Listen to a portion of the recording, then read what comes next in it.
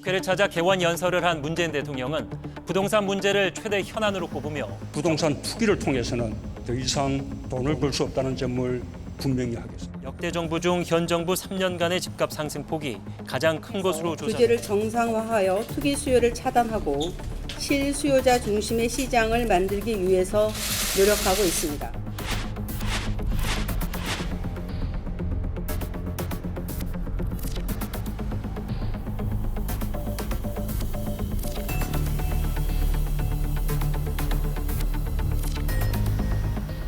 네, 다음은 부동산 문제입니다. 정말 이번 정부로서는 가장 큰 과제가 아닌가 생각이 드는데 문재인 대통령도 거듭 부동산을 반드시 잡겠다고 여러 차례 의지를 표명했는데 뭐 종부세, 취득세, 양도세 이 세제 강화 대책인데 자 이번 부동산 정책에 나타난 정부의 의지 일단 어떻게 파악하고 있어요? 일단 기본적으로 다주택자에 대한 규제를 강화해서 다주택자가 주택을 많이 보유하지 않고 최대한 1주택자로 만들어서 그 주택이 다른 사람에게 그러니까 주택을 가지지 못한 실수요자층에게 돌리겠다. 네. 이런 의지라고 저는 생각을 하는데 과연 다주택자가 그러면 모든 주택을 판매를 한다면 지금 실수요층에게 다 돌아갈 수 있을 것인가 이 부분을 저는 좀 따져봐야 된다고 생각을 하는데요. 네. 결과값만 놓고 다주택자를 만약에 일방적으로 악의 무리로 규정해서 지금처럼 나아간다면은 지금의 상황이 과연 타개될 수 있을까라는 좀 조심스러운 의문이 좀 듭니다. 저도 사실 뭐 다들 의외시겠지만 집이 없습니다. 그래 보여요. 예상했던 겁니까? 예상한 대로예요. 예상하셨다고요? 그렇죠. 다들 부티나 보여서 당연히 집이 있을 거라고 생각하시던데 이 세금으로 부동산을 잡아보겠다는 거 아니겠습니까? 그러니까 한마디로 이제 다주택자 집 내놔라 이건데 종분세 인상은 뭡니까? 갖고 있지 마. 집 있는 사람, 비싼 집 갖고 있는 사람 갖고 있지 마. 팔아 이거 아니겠습니까? 다음 양도세 인상은 뭡니까? 하지 마. 단타매매 하지 마. 집 있는 사람은 더 이상 집 사지 마. 이 얘기 아니겠습니까? 자 마지막으로 취득세 인상 사지 마. 사지 마. 예? 집 없는 사람만 집 사고 집 있는 사람은 또 사지 마. 뭐 이 얘기 아니겠습니까? 그리고 이 임대사업자들은 더 이상 뭐 특혜 없으니까 뭐 집 사지 마 이런 뜻 아니겠습니까? 한마디로 말하면 네. 한 채 이상 다주택자들 두 채, 세 채 무조건 팔아라. 근데 다주택자들이 잘 안 내놓은 것 같아요. 6.17 대책, 7.10 대책. 잇따른 부동산 대책에 대한 평가부터 한번 들어볼까요? 어떻게 잘하는 것 같아요?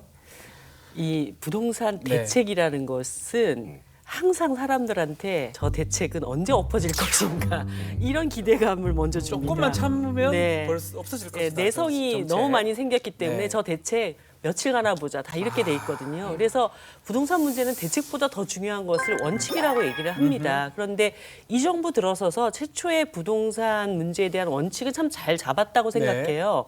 그러니까 실수요자들에게는 집을 가질 수 있도록 하고 투기는 억제하겠다까지는 정리를 했는데 그 다음에 뒤따라오는 대책들이 지속적으로 오락가락했기 때문에 왔다 부동산 갔다. 정책이 실패할 수밖에 없었다고 봅니다.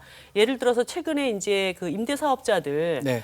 여러 가지 세제 혜택이나 이런 거 다 묶어버리겠다고 얘기했지만 불과 2년 전입니다. 김현미 장관께서 임대사업자 하시라고 막 부추기다가 그렇게 뛰어들었더니 지금 와서 다 때려잡는데 뭐 이런 것이 된다든가 그 조세 문제로 부동산을 규제하겠다고 했다가 최근에 다시 공급을 확대한다고 하고 그러니까 도대체 이 대책이라는 것이 원칙에 부합되는 방향으로 가는 것인지 아닌지 일단 그 신뢰가 다 무너져 버렸기 때문에 오히려 부동산 대책을 발표할 때마다 이 정부에서는 집값이 계속 오르고 역대 정부상 가장 집값 상승률이 높았던 네. 그런 결과를 가져오지 않았습니까? 신뢰라고 얘기했는데 미래통합당에서 할 말이 많을 것 같아요. 네, 뭐 사실 뭐 이 그 대책이 성공할 것인지 안 성공할 것인지는 뭐 제가 얘기 안 해도 이미 뭐 더불어민주당의 진성준 의원께서 얘기를 하셨기 때문에 이렇게 해도 안 떨어질 방송 거라고. 중에 떨어뜨릴 수도 그렇게도 안 떨어질 겁니다.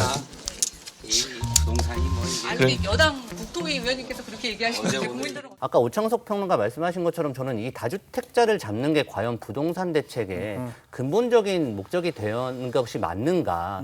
물론 투기 목적에 있는 사람들은 당연히 핀셋효과로 잡아내야 되겠지만 만약에 세상의 모든 다주택자가 없어진다면 저는 지금 전세 살고 있는데 그럼 전세는 누가 놓습니까? 사실 모든 사람이 다 다주택자가 아니고 다 자기 살 집만 갖고 있다면 누가 전세를 놓을 것이며 어쨌든 전세가 우리나라에만 있는 있는 현상인데 지금 이걸 한순간에 없앨 수도 없는 상황에서 좀 근본적이고 장기적인 대책으로는 미흡하다 이렇게 생각합니다. 이 집이라고 하는 상품이 대한민국 사회에서만 이상한 형태의 상품으로 존재를 하고 있어요. 뭐냐면 전 국민 100%가 이 주택에 대해서 실질적인 수요가 있습니다. 그런데 그런 상품에 이렇게 공공성이 없는 경우는 없습니다. 두 번째는 집을 보지 않고 상품을 구입한다는 거죠. 그러니까 우리가 시장에 가서 물건 보고 돈을 지불하지 돈부터 지불해놓고 상품을 받는 경우는 없거든요. 근데 집만 그렇게 하고 있습니다. 그래서 이 두 가지 문제, 공공성의 문제, 네. 그리고 이 사전 분양을 통해서 집값 부추기기를 하는 이 문제, 이런 것에 대한 근본적인 어떤 정책 접근 없이 그 내과 수술이 필요한데 반창고나 몇 개 붙이는 이런 걸 가지고는 주택 문제 해결하기 어렵다는 얘기를 꼭 드리고 싶습니다. 미래통합당한테 얘기하는 건지 모르겠는데 오늘 뭐 한숨 소리가 많이 들려요. 창섭 평론가 계속 한숨을 쉬고 있는데 사실 이제 부동산 대책은 어떻게 봐요? 이 부분에 대해서는 김현미 장관에게 이제 비난의 화살이 모두 이제 전가가 되고 있는데 네. 이 부분에 대해서는 김현미 장관 이전에 김수현 수석에 대한 정책 기반이 분명히 많은 영향을 줬습니다. 결과적으로 지금 가장 큰 문제는 20, 30대에서 나오는 거죠. 그렇죠. 내가 과연 내 집을 마련했을 때 이렇게 높은 가격이 형성되어 있는데 내가 들어갈 수 있는 집은 있을까? 전세값은 구할 수가 있을까? 이 부분입니다. 그래서 이 세대들에 대한 문제를 일단 푸는 방식으로 좀 가져야 되고 향후 남은 기간 동안 정책의 일관성이 좀 필요하다고 생각합니다. 그렇죠.